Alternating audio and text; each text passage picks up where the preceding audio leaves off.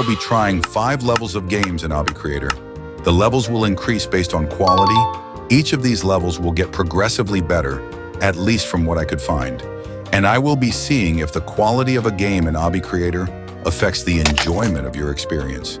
And at 25,000 subscribers, I will be changing my head to whatever this is, so consider subscribing. Anyway, let's start with level 1. This cart ride that somehow has 120,000 likes.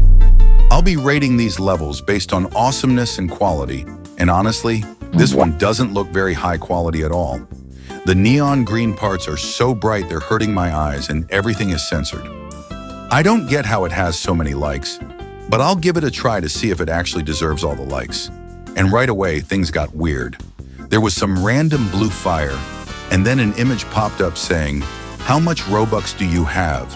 Followed by, "If you have any, maybe ask yourself, should I give them to this hard-working creator?" I just spawned in, yet the creator's already asking for Robux. That's a red flag. And if you don't have Robux, apparently you shouldn't even be here.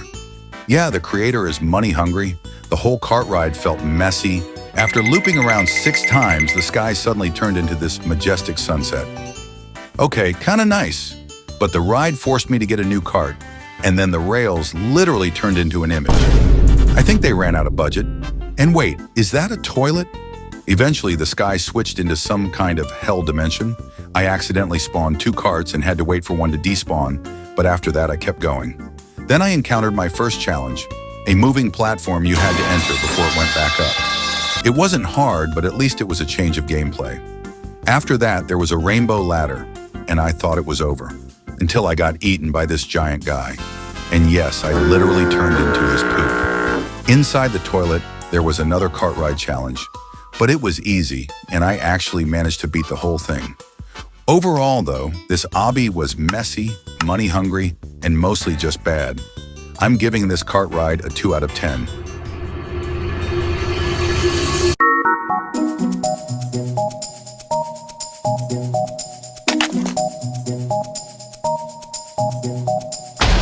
Up next is level 2, and this obby is called an unforeseen adventure made by StoulStrikes. Before we start, this obby is heavily inspired by Mario, so there are a ton of references. Mario and Luigi are supposed to help you beat the obby, but for some reason Mario is invisible. He still talks though, saying, "Hello there, my name is Mario, and I'm looking for someone to come on an adventure. Want to hike along?" Yeah, I was basically being guided by a floating voice, and it was kind of funny hearing Mario speak without actually seeing him. The obby starts with me climbing up a stone wall and jumping across water before reaching a cave. Inside, it actually looked pretty good, already way better than level 1. There was even a moving boat I had to wait for. After that came my first big challenge, jumping across rocks before the water rises. Sounds simple, right? Well, apparently not for me. Maybe I just have a skill issue, but I died way too many times.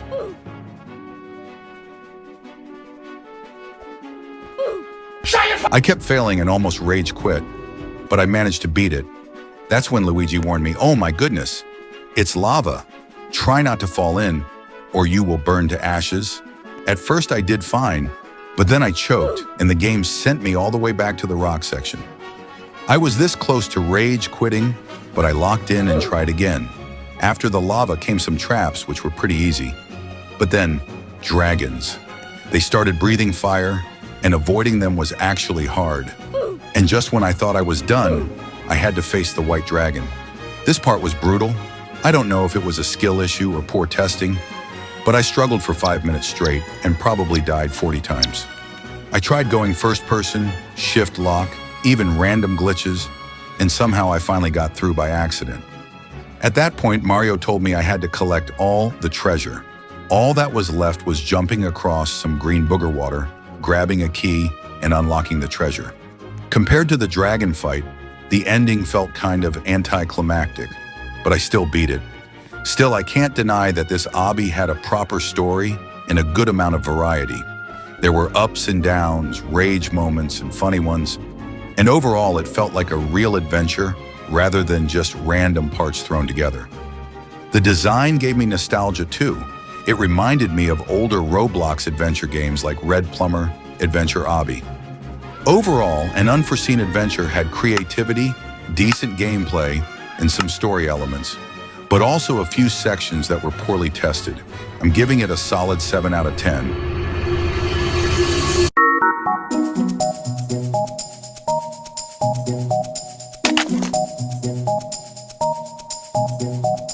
Up next is level 3, and this obby is called Crossroads Reborn. What makes this level different compared to the others is that it's not a regular obby or cart ride, it's actually a multiplayer fighting game, and it's set in a recreation of Roblox's classic Crossroads map. To really test it out, I decided to invite everyone in my brand new Discord server to play with me. That's right, I just made a new server where you can hang out with me and chat with others. The first 100 people to join will even get a special OG role. If you want to join, the link is in the pinned comment or description. So I loaded into the game and jumped straight into a fight. The game gives you 2 weapons, a sword and a ball. The sword is insanely overpowered. You can kill people in just 2 clicks, while the ball is almost useless. It barely does damage. It's slow, and if you're on mobile, good luck actually hitting anyone with it. At first, I was just getting destroyed. I really need to practice fighting in Roblox because I was not doing well. But once I locked in, I started getting some kills. It was super fun fighting against fans. Then I set myself a challenge. I wanted to actually get a kill with the ball. And it did not go well. I got close though. I knocked one guy all the way down to 1 health. I was literally about to kill him just by using the ball. Was I really gonna actually kill someone with the weakest weapon? But right as I was winding up, someone else swooped in and killed me instead. That was one of the most disappointing moments of my Roblox career. After that, I gave up and went back to the sword like everyone else. One thing that makes this fighting game stand out from other Obby creator fighting games is that it actually has its own shop. It uses time spent in the game as currency. You can buy buffs like bombs, new weapons, or even extra health. I bought extra health thinking it would give me an advantage, and it definitely helped me last longer in fights. The map itself was really well built, polished, clean, and full of little details. Now here's something that surprised me. This game only has about 60,000 likes, while that terrible cart ride from level 1 somehow has over 120,000. I don't get it. This game feels way more polished, fun, and replayable, yet it has half the likes. For me, this felt strange, but overall, this was a very fun fighting game. The weapons could definitely use some balancing, and it's only enjoyable if you have people to play with, which is really a bummer since you can only play the game with a friend or stranger. But when you play it with people, it works really well. The shop adds something to do other than fighting, the map looks great, and it's just a good experience. I'm giving Crossroads Reborn a 9.5 out of 10.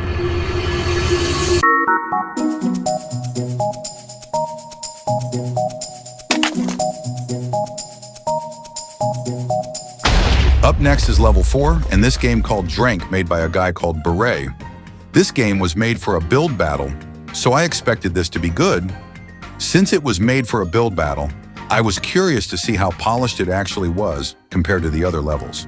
So I jumped to the teleport pad and started the tutorial, and let me tell you, the graphics of this game were pretty good. The environment was great, and even had small things like the blender and chopping board actually looking functional, which really surprised me for an Obby creator game. My tutor for this game told me, "Hello, welcome to Drink. I'm your tutorial guide. I'm gonna show you how the game works." He followed with, "You can start by making me a watermelon milkshake. The recipe should be on the board." For the tutorial, I had to make a watermelon milkshake, and it was very similar to real life. I had to chop a watermelon, then put the pieces in the blender, then I had to put a scoop of ice cream, put the watermelon shake in the glass, and then add some additional toppings. The process felt surprisingly realistic. I actually felt like I was running a little smoothie shop in real life. I was able to finish the tutorial for the watermelon shake, and that's just one of the 5 milkshakes for this game. So I knew this was going to be a bit challenging, but things didn't go so well. For some reason, there were no customers, and I went bankrupt somehow. I didn't even get to serve a single drink. Not a good start, but on my second attempt, I was able to get a customer. I guess my game was just broken on my first attempt. My customer asked for a blueberry milkshake, but I didn't know how to make it, so I had to look at this guideboard thing to help me make it. I first had to grab frozen blueberries, then blend the blueberries to create a juice. I had to grab some vanilla ice cream and put 4 scoops in the blender.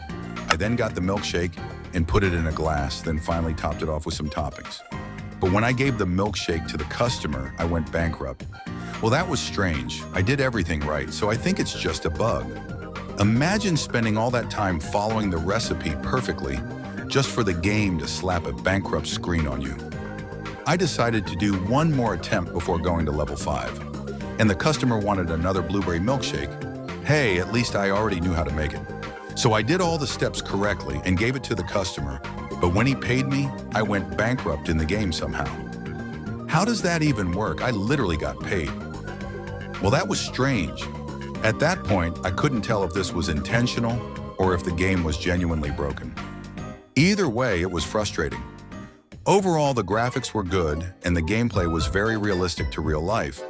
But for some reason, the gameplay kept making me bankrupt even when I was doing things right.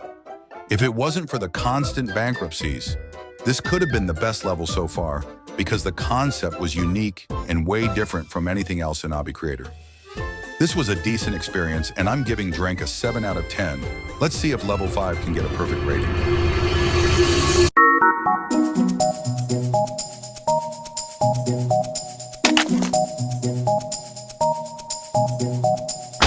Finally, it is level 5, and this game is quite interesting and very unique.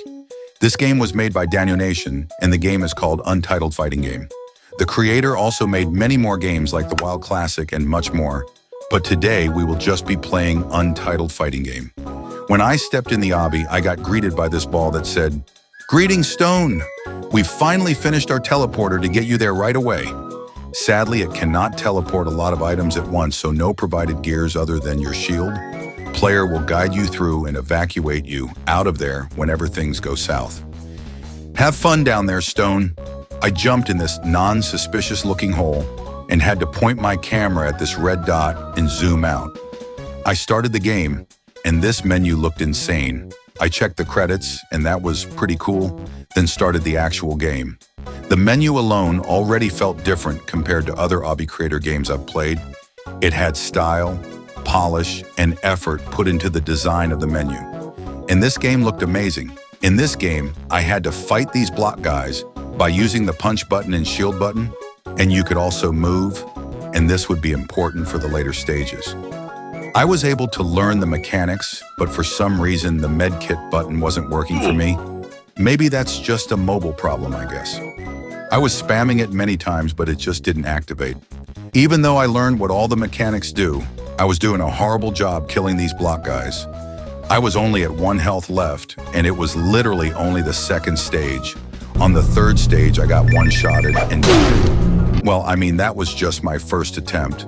I hope my second attempt would be better. I beat the first 2 stages and lost 2 health, but then I passed stage 3 and 4 easily. But on the 5th stage, there were now 2 enemies that were trying to kill me, and I somehow beat both of them. But I was only at 1 health left. I then beat the next 3 stages with 2 enemies in them, with just 1 health remaining. But then I got one-shotted on stage 8. This game was fun, but it was kinda hard for me. Hopefully over time I will get better at fighting these blocky guys. I could already tell this was the type of game where if you put in the hours, you'd eventually master the timing.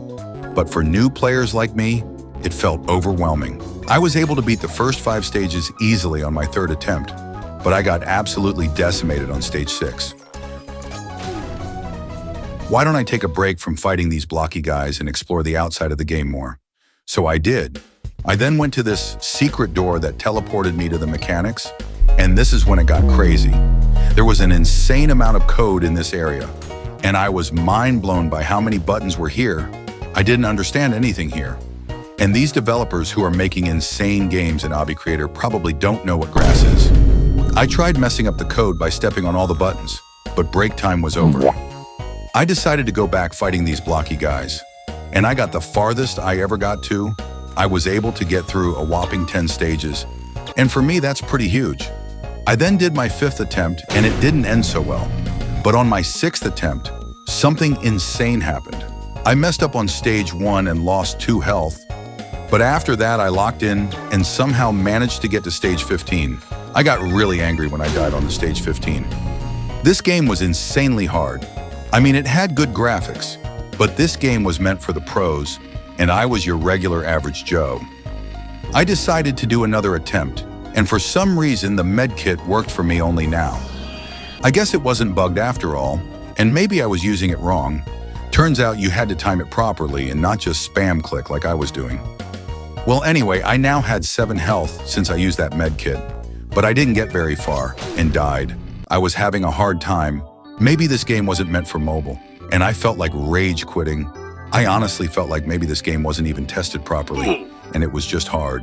But I decided I wasn't done yet, and I watched someone else play the game. The video I watched was made 1 year ago, so this game is kinda old.